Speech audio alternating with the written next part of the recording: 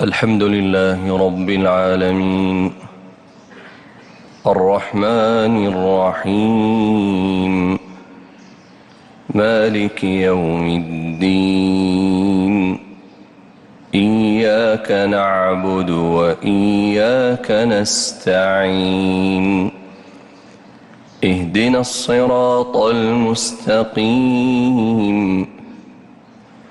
صراط الذين أنعمت عليهم غير المغضوب عليهم ولا الضالين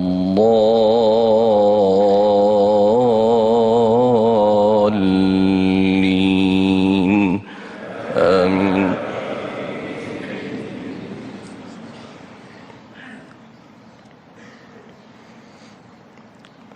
إن الذين لا يؤمنون بآيات الله لا يهديهم الله ولهم عذاب أليم.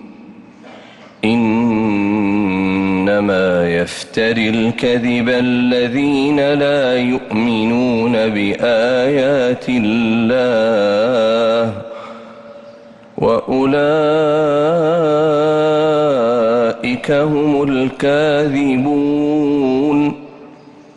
من كفر بالله من بعد إيمانه إلا من أكره وقلبه مطمئن بالإيمان ولكن من شرح بالكفر صدرا فعليهم غضب من الله ولهم عذاب عظيم. ذلك بأنهم استحبوا الحياة الدنيا على الآخرة وأن الله لا يهدي القوم الكافرين. أولئك الذين طبع الله على قلوبهم وسمعهم وأبصارهم وأولئك هم الغافلون.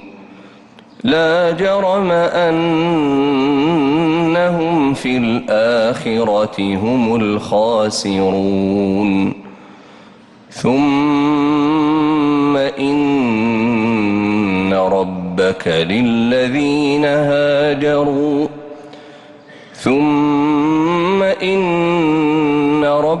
للذين هاجروا من بعد ما فتنوا ثم جاهدوا وصبروا إن ربك من بعدها لغفور رحيم. يوم تأتي كل نفس تجادل عن نفسها وتوفى كل نفس ما عملت وهم لا يظلمون. وضرب الله مثلا قرية كانت آمنة مطمئنة